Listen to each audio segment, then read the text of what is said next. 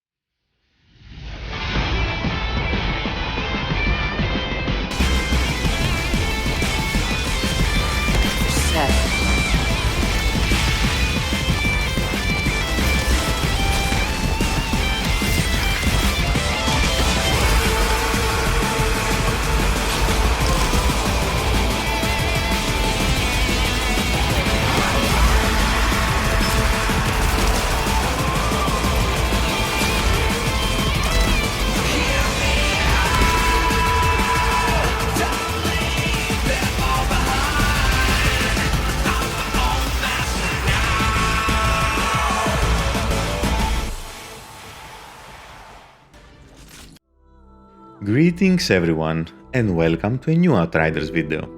Today we're going to explore the build that helped me solo Eye of the Storm using the Pyromancer and focusing on Anomaly power. So without any further delay, let's jump right into it. We have the armor that we're using the head, the chest and the leg piece of the legendary Akari set so we can get the bonus. Be very careful though, we are going to replace the Tier 3 mod detonator from the chest with something else, since overheat is not one of our skills. As far as the armor mods, you will see everything in detail in the background, and you may notice a few differences based on the more classic builds. We don't have the damage absorber and we don't have the size matter mods. Instead, we have replaced those usual mods with Bullet Kindling and Captain Hunter to maximize our single target DPS. For the weapons, once again we're using the Fortress and something that has status power and skill life leads for maximum efficiency. Our secondary weapon will be either the Guillotine or the Anomaly shotguns, since we need to have both Radiation Splash and Morning Winds. This way we'll have the maximum possible debuffs for solo challenges. The first one is from Thermal Bomb, the second one comes from the Flame Wave, and the third one comes from the Radiation Splash vulnerability. The skills are the Heat Wave, Phaser Beam and Thermal Bomb, and our build is highly focused on the Firestorm tree to maximize the burn damage and survivability. We also have an option for a second build that I don't recommend to try it on Eye of the Storm, but it can be fun anywhere else that we use the Tempest tree as our base. This way we'll have better thermal bomb cooldowns and thus better burst DPS against bosses and elites, but much lower survivability. In case you go with this build, you must replace Captain Hunter with Damage Absorber, otherwise you won't be able to survive easy. You can also replace Grave Ablaze with Phoenix Nestling for some more consistency. Regarding the base build we have originally started with, Captain Hunter can also be replaced with Damage Absorber to further increase our survivability, and you can also replace Bullet Kindling with Size Matters for a little more AoE and easier hitting all the targets with Phaser Beam. Here are some tips for using our build. Our main source of survivability is the burning of the enemies and our very high health. Make sure at least 1 or 2 enemies are burning and always under the effect of Branded from Thermal Bomb. Phaser Beam is focused for single target DPS, so you can use Thermal Bomb on elites and one-shot them. Now some specific tips for Eye of the Storm. You need to stay on the blue borders when you guard the pillars, so enemies shall not pass. Shoot Phaser Beam and Thermal Bomb on approaching enemies, but do not kill the Jefferson starships for the first 2 pillars.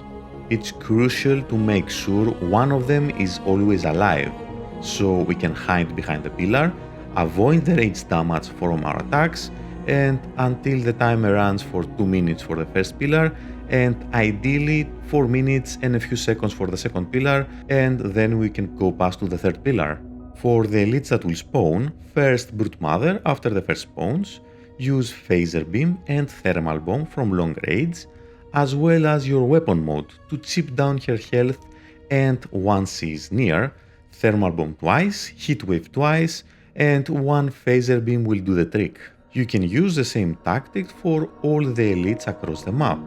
For the alphas now on the last pillar, use 2 Thermal Bombs and your weapon mode on one of them and the Phaser Beam on the other. If any of them gets close, finish them off with Flame Wave and your secondary weapon mode.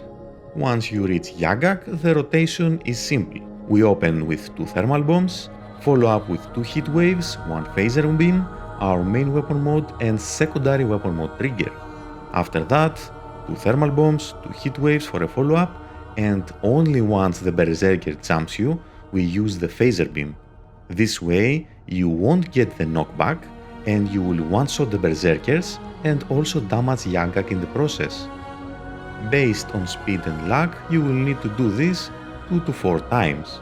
As far as the rest of the expeditions, the rotation is a little different. You can kill up to 3 elites at one time, without hitting all of them with Phaser Beam.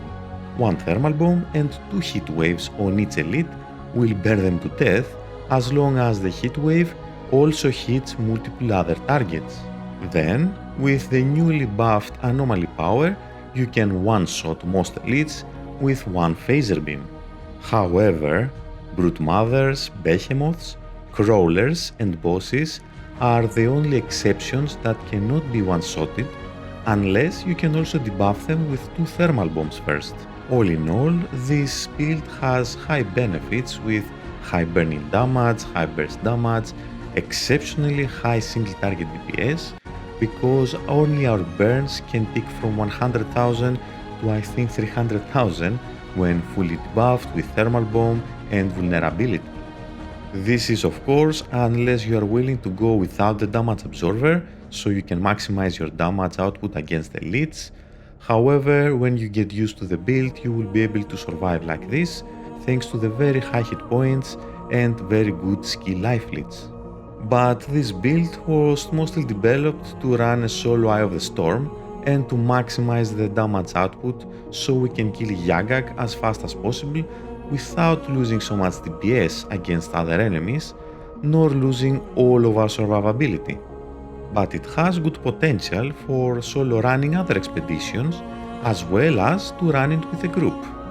I did 3 runs in total for solo Eye of the Storm, and on my third I managed to drop the time to more than a minute, from my original 8 minutes and 20 something seconds.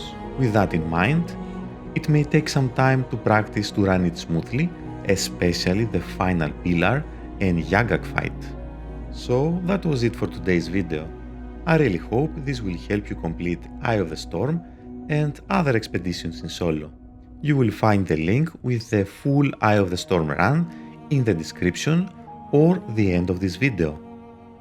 Feel free to leave the like if you enjoyed it, and you can subscribe for more upcoming videos for Outriders and other video games. And as always, I wish you all a wonderful day.